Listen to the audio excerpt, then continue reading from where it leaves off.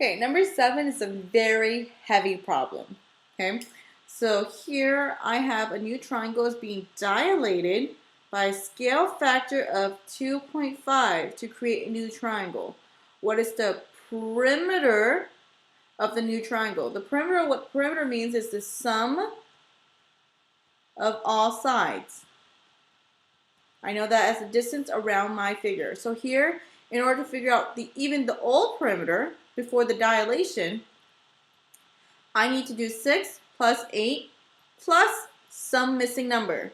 And here I see that it is the right triangle. So what I can use to figure out my missing side is the Pythagorean theorem. Okay, so I look at my right angle, and the opposite of that is going to be my hypotenuse. I don't know what it is yet. I do know that this side right here I'm going to call A, and this side right here I'm going to call B. It really doesn't matter which one I call A, which one I call B. But it is very important that C, which is my hypotenuse, is always opposite my right angle. So I'm going to go ahead, after I label my figure, I'm going to write the Pythagorean theorem. And here it is equal to A squared plus B squared is equal to C squared. And wherever I see A, I'm going to replace with the number 6 and keep the squared. Wherever I see B, I'm going to replace it with the number 8 and keep the squared.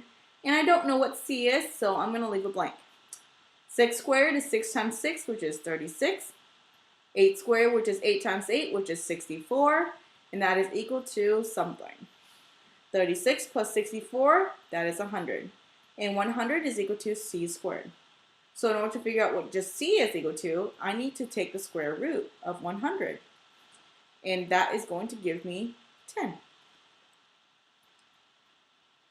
So my old perimeter is equal to 6 plus 8 plus 10. That's 14 plus 10, which is going to be 24. All right, that's not even done yet. So this is the old perimeter before everything was dilated by a scale factor of 2.5. So I can go ahead and cross out B because I know that won't be my answer. And if you remember from class, the old perimeter times the scale factor will give me the new perimeter. And that is, whatever I do, whatever my scale factor is, all my sides are going to get bigger by that amount, okay?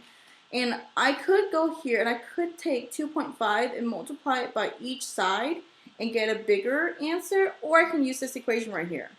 So here it's going to be 2.24, which is my old perimeter. My scale factor is 2.5, and I'm going to multiply, okay?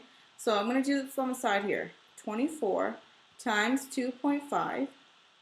I like to think in quarters. If I had 24 quarters, how much money would that be? That would be $6, okay? So here I'm just going to go ahead and multiply, and I get $6. I'm not going to drop in my decimal sign yet. But I do know for my wall, the decimal point moved one place to the left.